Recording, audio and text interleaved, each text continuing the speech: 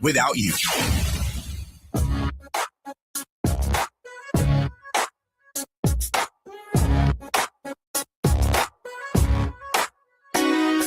The Jesse Jackson Jr. Show. Oh, oh, oh, oh, oh. The Jesse Jackson Jr. Show. Oh, oh, oh, oh, oh. The Jesse Jackson Jr. Show. Oh, oh, oh, oh, oh. The Jesse Jackson Jr. Show. Oh, oh, oh, oh, oh. Come on and talk with me. Come on and listen to me. Come on and talk with me. Come on and listen to me. KBLA, Top 1580, download the app. I'm Jesse Jackson Jr. Welcome forward to the Jesse Jackson Jr. Show on Thought-Provoking Thursdays. Very special regular contributor in this hour, the World House, with Johnny Mack. Johnny is a social entrepreneur and scholar practitioner with expertise in the subject areas of peace, conflict, and social change movements. Dr. Mack's research includes extensive study of Martin Luther King Jr.'s logic of nonviolence and the U.S. Civil Rights Movement. He explicates Dr. King's logic of nonviolence using King's call to restructure the social edifice and particularly its triple evils of poverty, racism, and militarism with a revolution of values that is effected through peaceable power. Johnny, welcome forward to your show, Thought-Provoking Thursdays and the World House with Johnny Mack. Well, Jesse, it's always good to be here on my show, as you say. Johnny, I'm so glad you're here. Johnny, I know we'll be coming forward in just a moment. Some of your initial thoughts on what's been taking place in the country, in the world at this hour, might be a great guide for us to begin our conversation. Wow. Yeah. So where do I start with that question today? There's never a dull moment. With so much going on, I was listening to your last segment and the upcoming election. And Jesse, the national dialogue has to shift, in my view, in many ways. And it has to be repositioned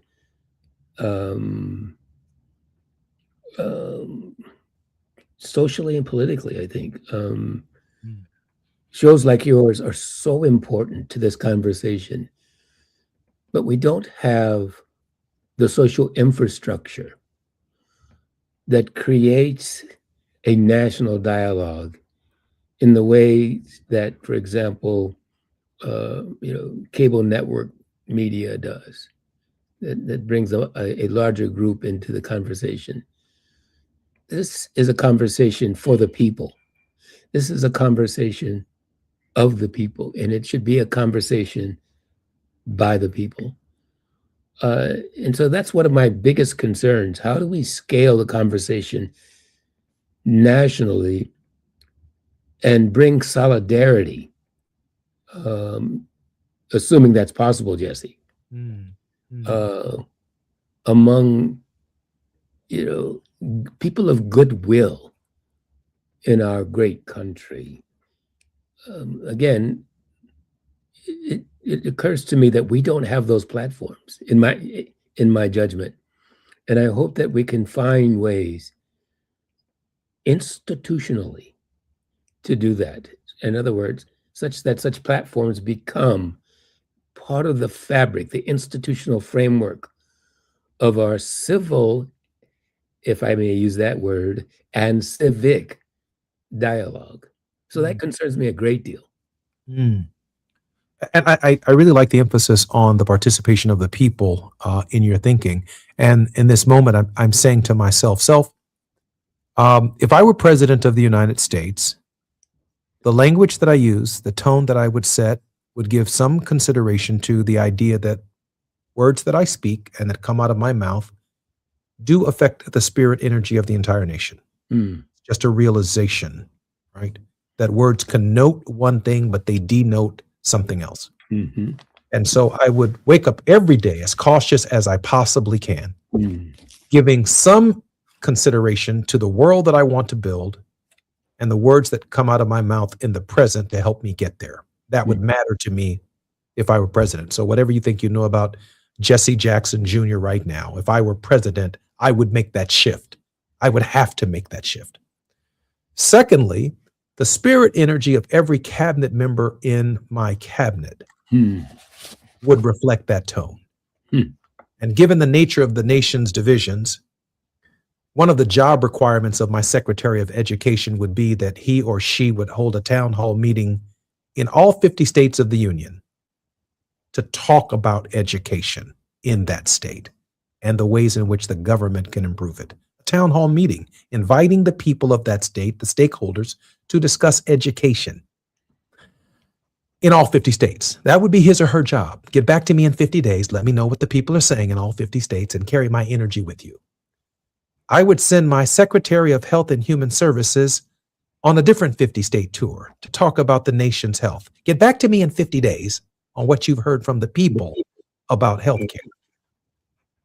The director of my Environmental Protection Agency would have a 50-state town hall meeting to discuss what's going wrong here, what's happening with this river, what's happening there. In 50 days, y'all come back here now and tell me what the people said. And I would distribute that spirit energy across the entire cabinet to go and hear from the people. Of course, my Secretary of State would be leading a fundamentally different mission with respect to our common interests, our mutuality, our interconnectedness. And that would be the kind of world that I believe would be the foundation of peace, respect for the UN, international law. So this spirit energy that you're talking about, and I think Dr. King was talking about, from my perspective, does have to start at the top. And this is going to be far-reaching right here. President Martin Luther King Jr. would have a different spirit energy, I believe, and a different approach to governing our country than the present approach. And not just Donald Trump specific. I'm talking about Joe Biden, who was also isolated, and his predecessor, and the predecessor's predecessor, and the predecessor's predecessor. In other words, somehow the energy has to start with the people, and they have to feel that they can touch their president on these critical questions of affordability and the issues that matter in their lives and peace in our world.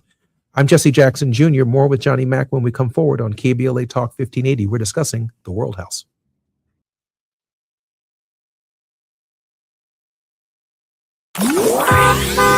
It's afternoon drive time with Jesse Jackson Jr. Only on KBLA Talk 1580.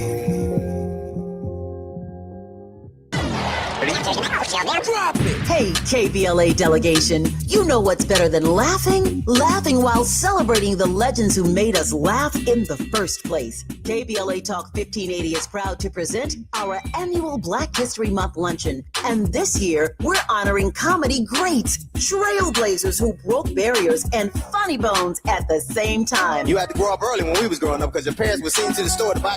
You was too young to buy. I want you to go to the store, give me a fifth of gin and a pack of cigarettes. Mama, I'm two. They ain't gonna let me have that. Here, take this note. You be a little boy walking down the street with liquor and cigarettes. And your neighbors be going, that's a good little boy right there. We need a little levity right about now. So we're rolling out the red carpet for comedy royalty. D.L. Hughley, Melanie Camacho, Earthquake, Lunel, Dion Cole, Martin Lawrence, and a surprise guest appearance. It's going up Thursday, February 26th in downtown LA at the Grammy Museum. An unforgettable afternoon of stories, celebration, and yes, plenty of laughs. Because let's be real, these legends don't just tell jokes. They have changed the game, opened doors, and made history while making us smile. You gotta go to child support court. You gotta get there real early in the morning. You see brothers going into court. You see them come out 3 hours later. I can't pay this. Let me talk to you, baby. Please, let me talk to the witness, Your Honor. Let me talk to the witness. Brother be working for 3 weeks, get his check is $43. This year, for the first time ever, we have set aside a limited number of individual tickets for the luncheon. They are going to go fast, and when they're gone, they're gone. So if you want a single ticket, or if your company or organization wants to sponsor a table, move swiftly and get to KBLA1580.com right now. All these comedy giants in one room on one stage at the same time? Stop it! This event is going to sell out quicker than right now and sooner than at once. KBLA Talk 1580's annual Black History Month luncheon, Thursday, February 26th at the Grammy Museum. It's gonna be legendary, just like them. What's up? What's up? What's up? You got to laugh the pain away.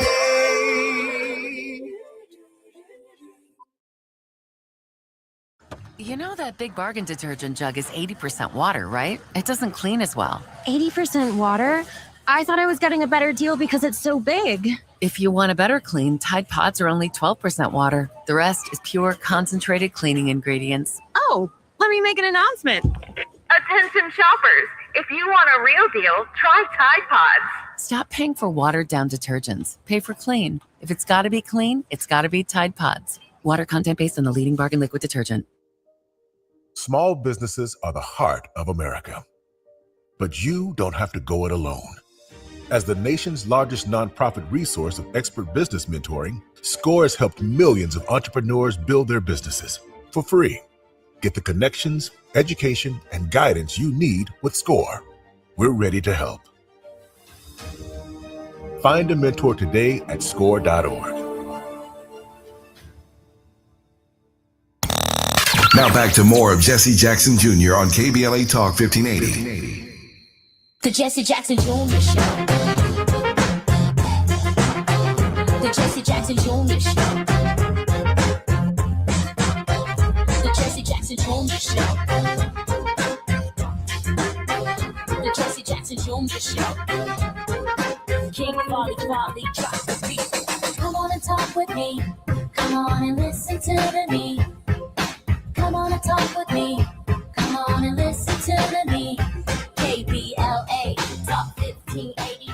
Download the app. I'm Jesse Jackson Jr. Welcome forward to the World House with Johnny Mack in our new season on the J Lunch Club. Dr. Johnny Mack is an expositor of the philosophy of Martin Luther King Jr., one of the most thoughtful scholars that I know on the subject, and he has put a narrow focus on restructuring the social edifice as well as understanding the consequences of what Dr. King described as three triple evils: militarism, poverty, and racism, as being something that we have to conquer with a revolution in values. Johnny, welcome forward to the show.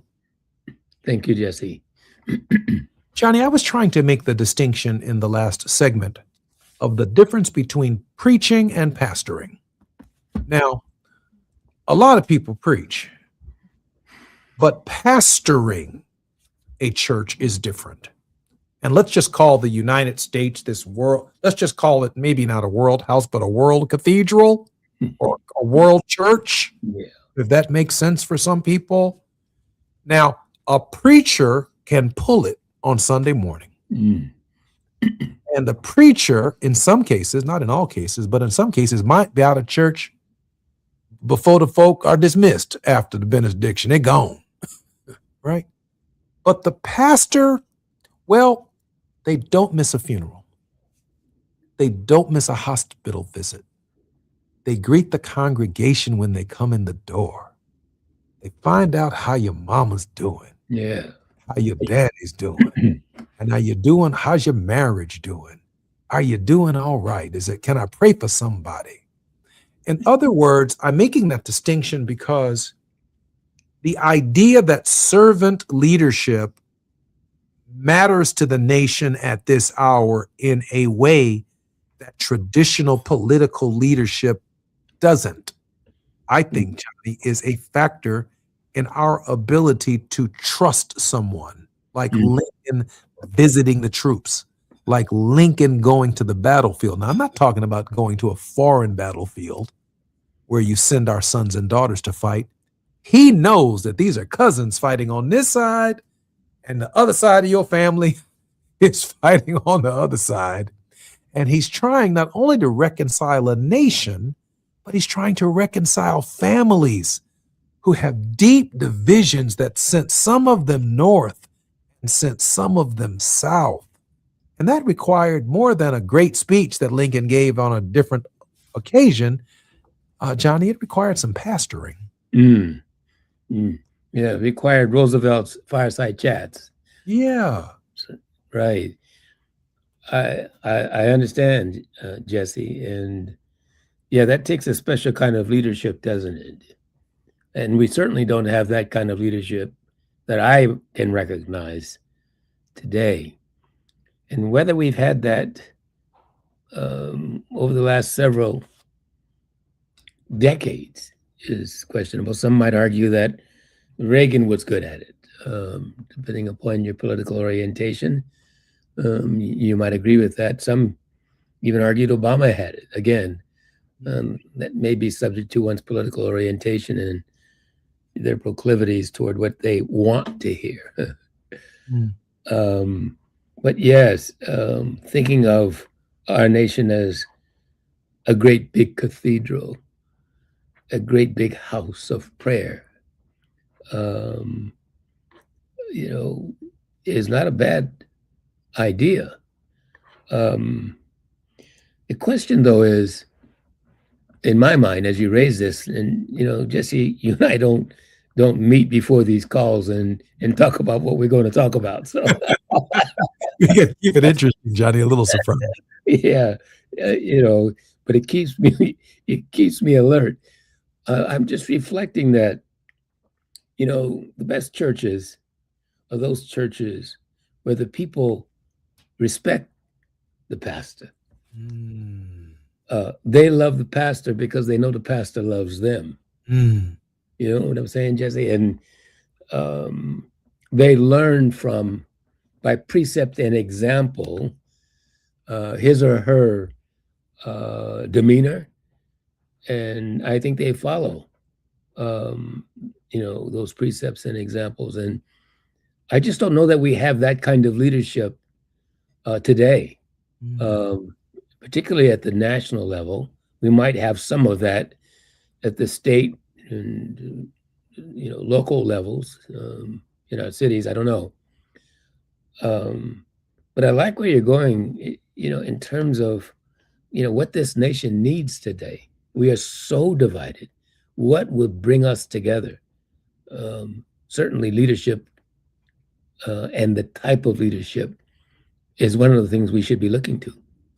Johnny, I 40 years ago, yesterday, I was a student at North Carolina A&T State University, where Ronald McNair graduated as an undergraduate student. Ronald McNair was an astronaut. He was the African-American astronaut who was on the Space Shuttle Challenger. That's right.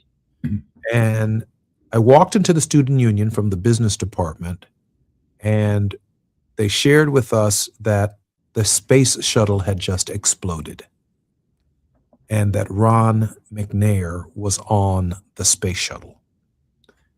The gloom, the disappointment, the sadness that immediately swept over the campus was palpable. Feel it. It wouldn't be long thereafter when news trucks began arriving from the Greensboro area to our campus to try and capture the reaction of students when they had heard that the space shuttle had exploded. It was, there were two speeches that I heard during that period that were most memorable to me. The first of which came from Reverend Jesse Jackson. He talked either that night or that Saturday about the rainbow in the sky. There was an African American on the plane, on the shuttle, an Asian American on the shuttle, a school teacher, a woman on the shuttle. Yes. The pilots, I believe Scobie, I believe he was Jewish. Christians were on the plane, on the shuttle that day. But I shall never forget, and I think your analogy and reference to Ronald Reagan was important, who, I might add, was a Californian. We are live on the radio today. Reagan said that they touched the face of God that night. And the pouring of concern and appreciation for the spirit energy of the president really set the tone for our national period of mourning. That coupled with Reverend Jackson, who said what made this space shuttle trip so unique in American history and the tragedy was that all of us felt a part of the mission. Mm-hmm. That we all knew somebody on the shuttle. That students who were planning to be taught lessons from space by the teacher touched every elementary school in the United States. Mm-hmm. That one of the most accomplished physicists that we ever created and engineers, Ronald McNair, the best and brightest that we had produced, was on the flight. That Scobie and Ellison and Onizuka were on the flight, Asian American, that it brought all of us together in a period of mourning. Now, don't get me wrong. There have been other tragedies in American history where only white guys were on the flight. No rainbow. No rainbow. And yet it wasn't the same as when we were going to the stars together. That's a different tone. And that space right there was made for MLK. Yeah. Your father's or the title of his sermon, if it was that, Rainbow in the Sky, was quite apropos, wasn't it, Jesse? And so we're in a crisis today. And that raises the question, where is the rainbow? You know, where do we find the rainbow in today's crisis? When you mentioned that there have been other crises and perhaps the rainbow was not there, that is, it was one hue, I'm reminded of 9/11. I'm also reminded of January 6th, as those crises have been or have come to be known. You just say 9/11 and everyone knows what we're talking about. You say January 6th and everybody knows. The crisis we're in today, Jesse, I think does see the makings of a rainbow, of a coalition, if I can use that term, as if it's never been used before. But yes, today, Jesse, we need a renewed rainbow coalition. We are so divided. And the interesting thing about a rainbow, I don't know if you've ever paid much attention to it, or our listeners have, but it's amazing the way the colors fuse one into the other. You can't really say where one color starts and the other stops. I love that, Johnny. And that's where we must be today.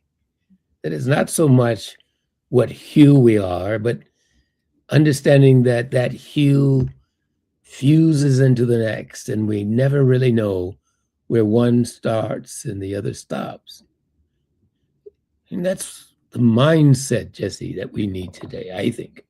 And it goes back to what we said earlier about the role of the people. I think the people know how to handle this most recent killing in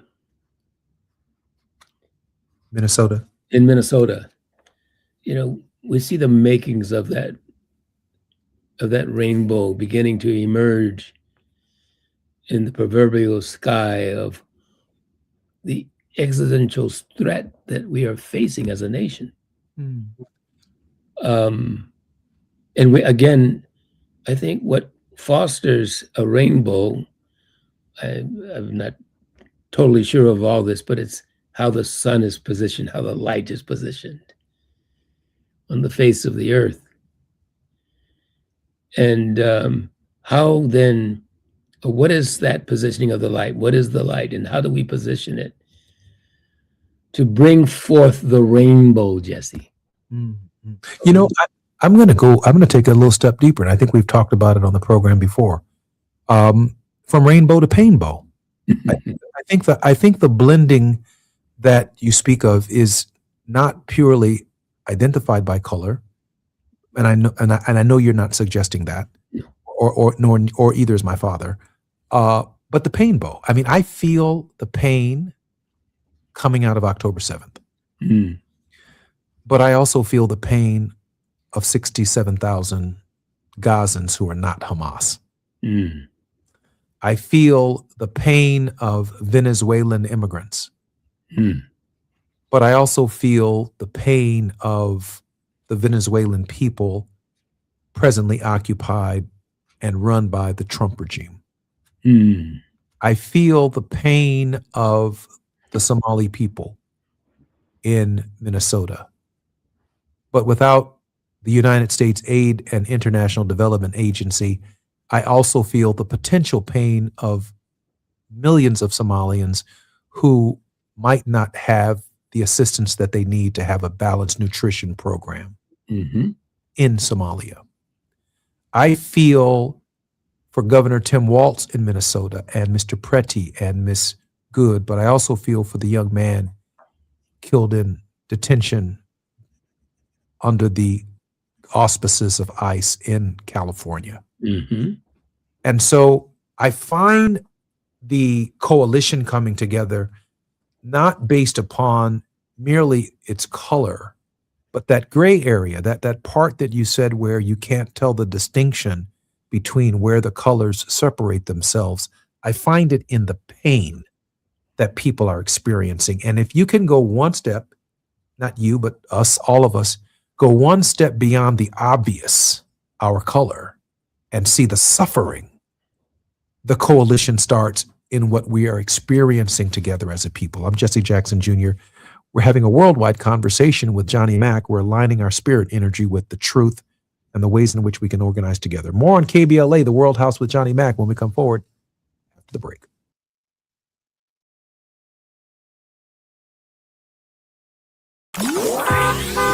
It's afternoon drive time with Jesse Jackson Jr.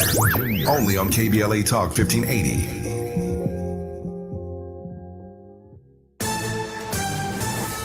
I'm Amber Payton with BIN News Now. The FBI has reportedly searched a Fulton County, Georgia election office for materials linked to the 2020 election. For the life of me, I still cannot understand the fascination about the 2020 election. County Commission Chair Rob Pitts, who is black, says they were caught off guard and raised concerns about ballot security. The Maryland Historical Trust is awarding $5 million to 29 organizations to restore and preserve African-American historic sites across the state. The funding supports projects tied to Black heritage, including historic homes, schools from the segregation era, and cemeteries, with leaders saying it will help protect places like the summer home of Frederick Douglass for future generations. And rapper A$AP Rocky says he's open to running for mayor one day. In an interview with Esquire, Rocky pointed to issues like crumbling infrastructure, rising train fares, cuts to SNAP benefits, and health care. Get BIN News Now on demand 24/7 on the iHeartRadio app. Compassion sponsorship means food, healthcare, education, and most of all, being known, loved, and protected. There are thousands of kids waiting over a year. End their wait. Sponsor a child with compassion today. Text the word radio to 83393. This is the KBLA Sports Minute with Ray Richardson. It was not a good homecoming for LeBron last night in Cleveland. The Lakers lost by 30 to the Cavaliers, 129-99. The Cavs broke the game open in the third quarter, outscoring the Lakers by 20. LeBron finished with 11 points and 6 turnovers. He was 0 for 3 on three-pointers. The best part of the night for LeBron was a pregame video tribute about his time in Cleveland. LeBron needed tissue to wipe away tears. The UCLA women's basketball team, ranked second in the country, won their 14th straight game Wednesday night. They beat Illinois 80-67. 23 points and 9 rebounds for Bruins center Lauren Betts. The Bruins are 20-1, 10-0 in the Big Ten. USC's women's basketball team plays Iowa tonight at the Galen Center. USC is having a tough time without All-American Juju Watkins. The Trojans have lost 7 of their last 10 games and have fallen to 3-6 in the Big Ten. No debates, no speculation, just the info you need. That's your KBLA Sports Minute. I'm Ray Richardson on KBLA Talk 1580. Let's do this. On the evening of Monday, January 26th, something special happened. Hundreds of people joined me for a live preview session on the anatomy of a great conversation, and we went deep, for starters, on the notion of curiosity. I mean, real curiosity. The kind that transforms how you connect with anyone, anywhere. We explored why most conversations fall flat, and I revealed 3 of the top 5 killers of curiosity that sabotage even the best communicators. But here's the thing, we only scratched the surface. The full 4-week journey begins Monday, February 16th with the Founding Members Cohort. This course is for podcasters, leaders, entrepreneurs, anyone who knows that your next great opportunity can begin or end with the quality of a conversation. Space in this founding cohort is limited, so go to TavishTalks.com right now. That's TavishTalks.com. Click register or scan the QR code. Don't let this conversation happen without you.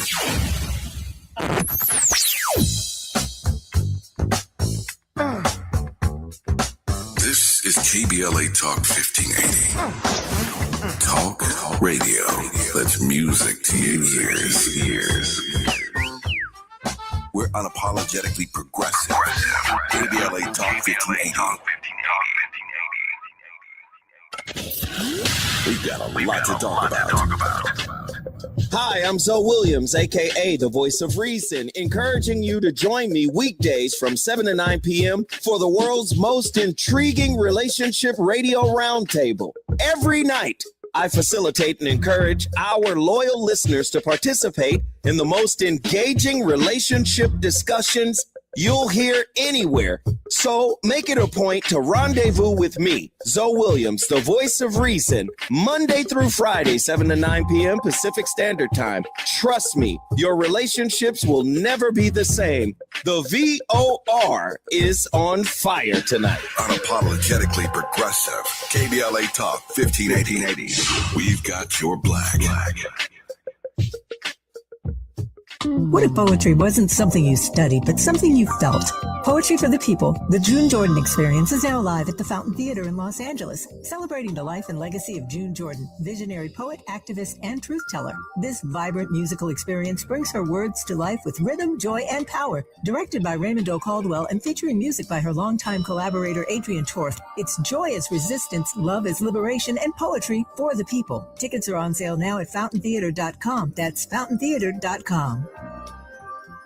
KBLA Talk 1580, connecting you with the world. African Focus Incorporated is a community-based organization whose mission is to bring Africans and African Americans together, lead charitable initiatives on the motherland, and educate people from all walks of life on the beauty, legacy, and opportunity of Africa's 54 nations. And it's that time once again when African Focus is teaming up with KBLA Talk 1580 for our 8th annual African Focus Trailblazers Tour. Travel with us in 2026 when we're headed to the Southern African nations of Zambia and Botswana for a historical, cultural, and vacation tour led by me, Dominique DePrima, Cultural Ambassador for African Focus Incorporated. Enjoy luxurious accommodations, conscious fellow travelers, shopping, adventures, cultural tours, wildlife safaris, and a giant waterfall, one of the world's 7 wonders, along with a chance to be of service at an orphanage on the continent. Become an AFI trailblazer by exploring the motherland with a nonprofit organization that has members in Africa and America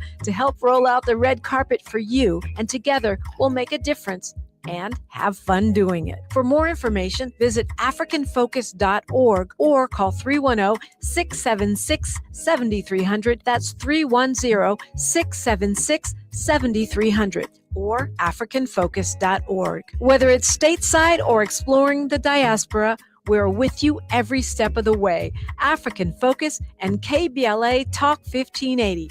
Come go with us. You're listening to Jesse Jackson Jr. on KBLA Talk 1580.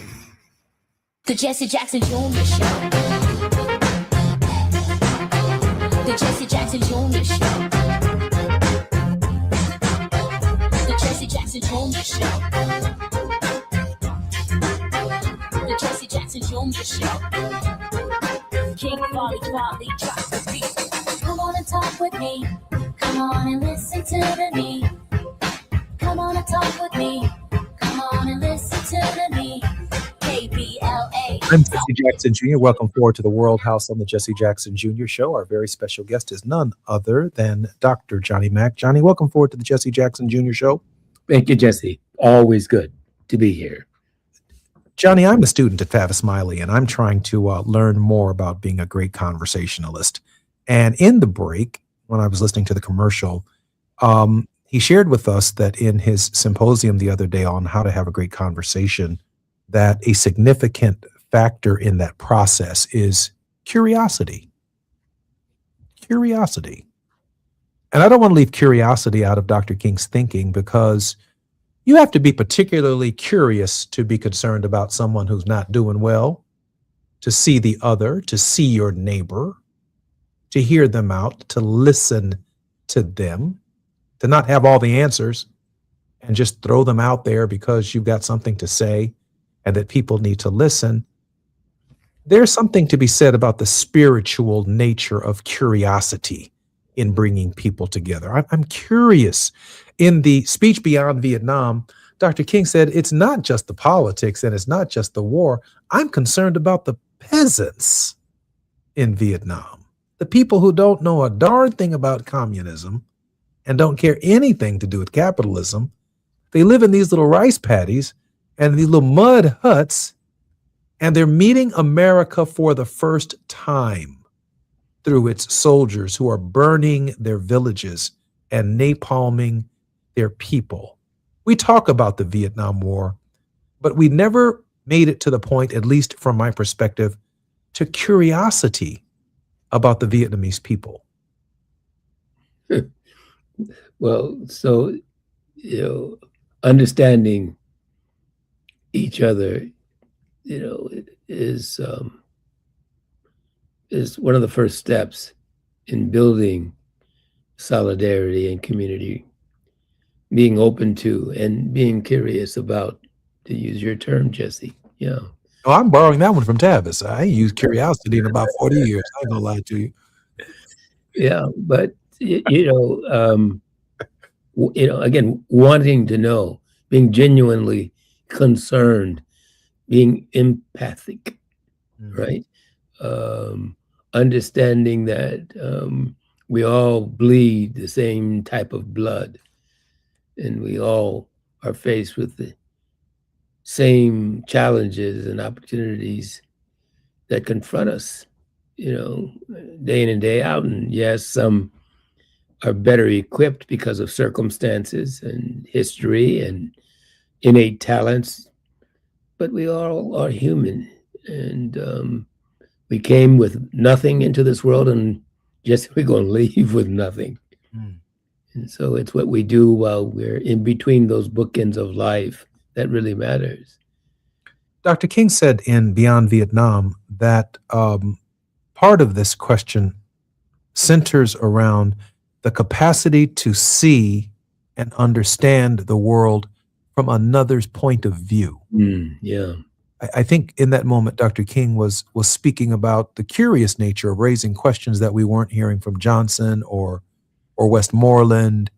Or, by the way, there's a fascinating documentary on Vietnam, the Vietnam War, on Netflix that I began early this morning. Several episodes from the perspective not only of Americans, including Kissinger and Nixon, and it covers all of the politics from the Kennedys forward.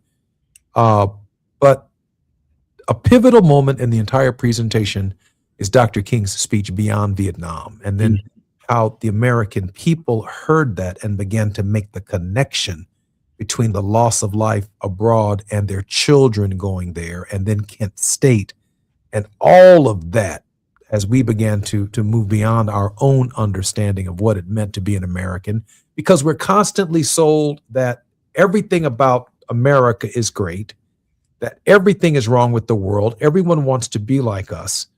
But in this moment, Dr. King's curiosity about the least of these in Vietnam, just like you have a curiosity about the least of these in Venezuela. Yeah.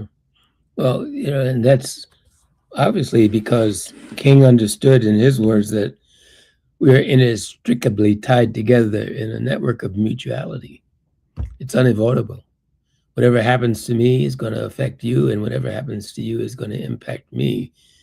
And so we must be concerned about the other, simply because, again, that's ultimately going to affect us and our own, those who are close to us, those whom we care about, and those who will follow us. And so we have to find ways, Jesse, of identifying with others, of identifying with their lived experiences. And we're not so good at that. We're not taught to do that. We're taught to be individuals. It's about individual achievement. I'll get mine and good luck to you. Mm-hmm. About getting yours.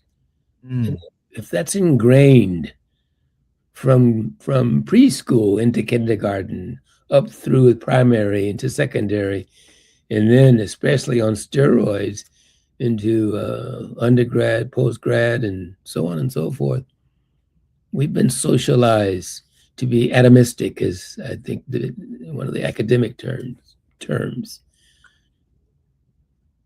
What I'm thinking in this moment is a quote from Dr. King that says we must be concerned about, not just concerned about flicking a coin to a beggar, but in recognizing, and this is what's out of our control. This is what's out of our control. And we've never woken up to the idea. I believe King was waking us up to the idea that we have a system that produces beggars, a system that produces beggars, a system that does not have to produce beggars, but it is a system that creates need and need. It's also a system that has to be fed in order to perpetuate itself. And whatever you define as I'm a good person, or you're a good person, or you're not a good person, you're evil, or whatever, we are the sum of the system that produces us. And if there's anything to be said about this particular moment in American history, is that all of the gluttony, all of the greed, all of the selfishness, all of the I, me, my, all of this, it doesn't matter, it's my world and you were born in it, all of it comes together in the titular head of our nation right now, a malignant narcissist. And we are creating a system of malignant narcissists, to your point, who only see themselves. Yeah. And just one challenge to what you said, and I identify with every bit of it. You know, you said the system doesn't have to do a certain thing, but I would argue, Jesse, that the system does exactly what it's designed to do. Interesting. It's going to produce exactly what it's designed to produce. And it's designed to produce this individualistic, acquisitive creature. And so the system itself, King argues, he understands this, which is why he says that the edifice that produces beggars needs to be restructured. He understands that the system is going to produce beggars. It's designed to do that, Jesse. I'm Jesse Jackson Jr., listening to Johnny Mac on the Jesse Jackson Jr. Show. More when we come forward on the World House with Johnny Mac. While you're stuck in traffic, we can at least bring you up to speed on the news of the day. You're listening to Jesse Jackson Jr. only on KBLA Talk 1580.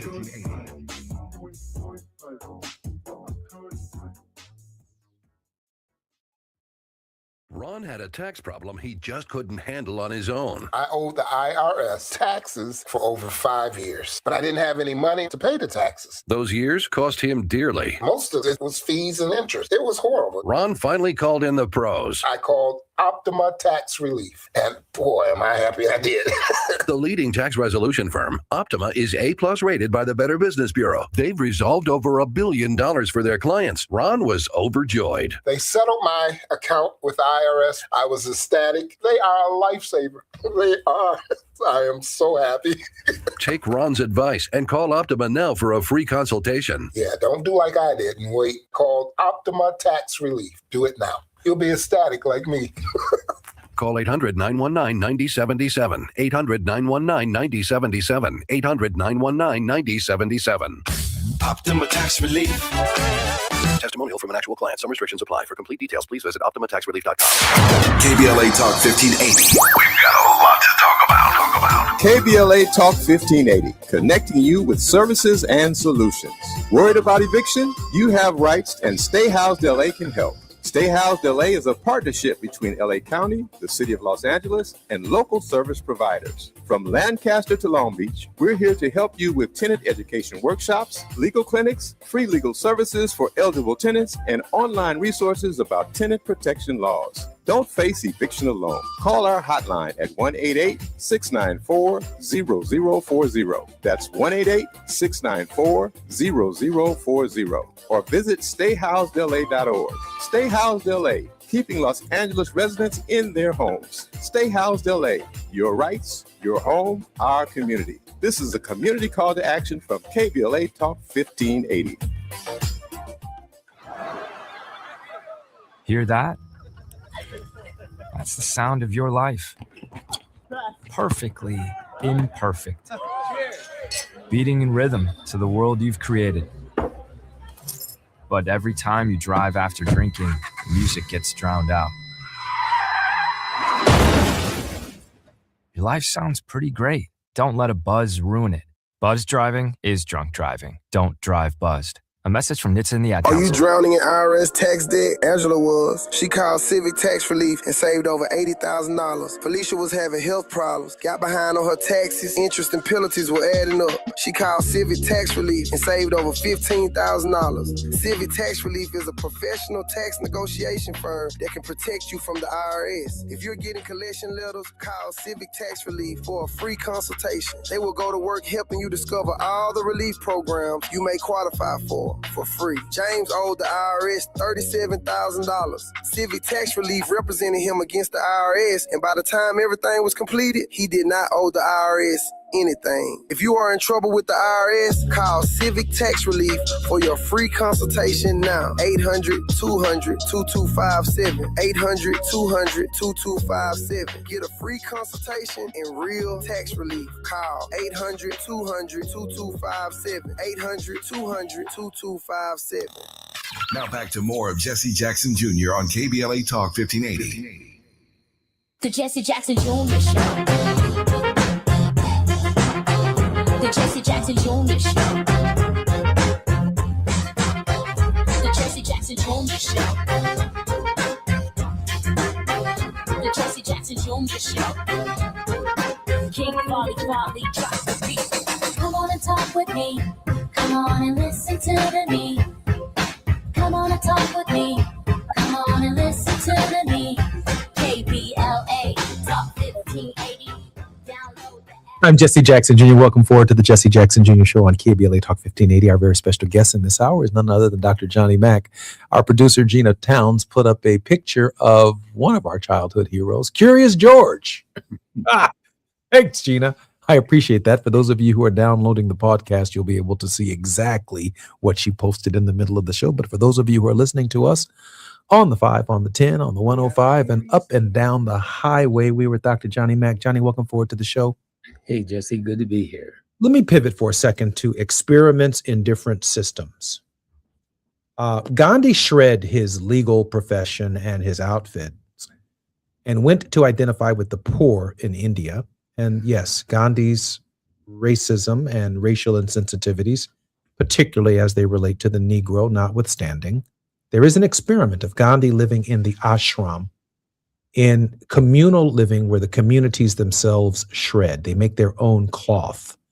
They share their food. They share their worship. They share cleaning their clothing. And it was very different than the South African system that he had initially gotten his education in. But Gandhi was looking for a system in my thinking that produced a different value system. It was so curious that Howard Thurman went to see this man in India and is the only known connection, a delegation that he led of African Americans, including, I believe, his wife, who might have been from Pakistan, or she might have been Indian, Mrs. Howard Thurman, went to India to study Gandhi in that context. And it's Howard Thurman to which Martin Luther King Jr. Would indeed gain many of the principles of what he learned from Gandhi. That's the connection to Gandhi, Howard Thurman. And then Howard Thurman also said that after he finally got an opportunity to talk to Gandhi, and this is after W.E.B. Du Bois wrote Gandhi 2 or 3 different times and said, can you write a little piece in our magazine, The Crisis, say something about the Negro struggle? We catching hell here in America. And Mr. Gandhi, you are doing some great work, but we'd like to hear from you. And Gandhi writes back and says, you all should not be afraid of slavery. You should pray for the slave master. And then W.B. Du Bois wrote it back again. Well, we ain't talking about slavery right now. Slavery was over in 1865. We're discussing something else here. We are getting our behinds whooped here in America. And Gandhi offered him, again, some platitudes until Howard Thurman goes and meets with Gandhi. And after he experiences the American Negro through Howard Thurman, Gandhi then apparently says something to this effect. Maybe it will be the American Negro who brings nonviolence to the world. He did indeed. He did indeed. But it required not his initial communications with W.E.B. Du Bois, where he was looking down on us, just because he wanted him to write an article. I got copies of it. Google it. Gandhi writes W.E.B. Du Bois writes Howard Thurman. Google it, and the letters going to pop up, and so forth and so on. So then Thurman comes back, and it remains unclear. I think he said he met Dr. King in his living room one time, but it remains unclear as to whether or not Dr. King really spent any real qualitative time with him. King is so fascinated by Howard Thurman and the system and his study that was producing a different reality that wasn't bound by the system that we had become accustomed to here in the United States. And so Dr. King, I can only imagine, envisioned, Johnny, an edifice that produces something different through that line of thinking right there. Yeah. Well, there's so much there, Jesse. But I can't rush past your reference of Howard Thurman. In today's world, we miss giants like Howard Thurman. I grew up as a very young kid in Thurman's time, but came to realize in college what an important human being, thinker, theologian, philosopher, sociologist, whatever combination of those this great man was, and would recommend particularly Jesus and the Disinherited. Just a wonderful book from a wonderful man. I could go on. We could spend the rest of our time talking about Howard Thurman, but I must rush on. You know, part of the genius, as I think you're inferring, of Gandhi was his ability to see beyond the current system then of the British hegemony and monopoly and control over so much, including India. And Gandhi was able, again, to see through, over, and beyond that system and to reject it and to say there is another way, and to believe that such another way could be realized. And I think that's what we need today, and what we were talking about in the last segment or two, Jesse. I believe that King believed that there is another way. And again, we have the system that we have because it's the system that we accept. And, you know, the system produces us, and we reproduce, Jesse, the system. That is, there's a virtual relationship between this social structure, the edifice that King calls it, the systems of the world. This mutually reinforcing relationship between the people and the system. The system teaches us, and then teaches us to ensure that it survives itself. And so we reinforce the system in this virtuous relationship. It's an incredibly ingenious way to maintain the status quo. And we call that, by the way, Jesse, bureaucracy. It's interesting, Johnny, that you can be a great American, but that does not make you great in the world. It does not make you a great citizen of the world. No. It means you're great in this system. It means you might be well known in this system, but don't nobody know you beyond this system. This system is all jacked up. No matter what your greatness is, it's limited to the greatness of the context in which you exist, which is in the context of the American system. Yeah. So you might be all that on your block, but that doesn't mean you're all that in the world. Yeah. And rarely do we transcend beyond the system. I mean, when I get off the plane with Reverend Jackson or Reverend Al Sharpton or with Nelson Mandela, these are men and women, and there are women who have transcended the system that they are from to be able to speak to the true, authentic nature of what it means to be human. Johnny, how do we support your work? You know, at the bottom of the screen, Jesse, there's a what do we call that? A scrolling something or other. Scrolling something or another that says, visit the World House Project at www.theworldhouseproject.org. If our listeners would just follow that instruction or follow that guide, visiting theworldhouseproject.org, they'll find out more about our work and how they can make a contribution to it. Johnny, I'm looking forward to our time together next week. Always. I appreciate you so much. You've been listening to The World House with Dr. Johnny Mack, one of our very special contributors, and I'm so grateful that he participates in this show and for the leadership that he continues to provide, as well as the spiritual guidance that he provides all of us. If you're traveling on the highway in Los Angeles, California, you're listening to us on KBLA Talk 1580. I also want to put KBLA Talk 1580 on your table, wherever you can support our organization. Stop by Leimert Park, and do everything you can to keep this radio station strong. More on the Jesse Jackson Jr. Show on KBLA Talk 1580 when we come forward on Fat Meat Fridays with Gina Towns. Until tomorrow. KBLA 1580 Santa Monica.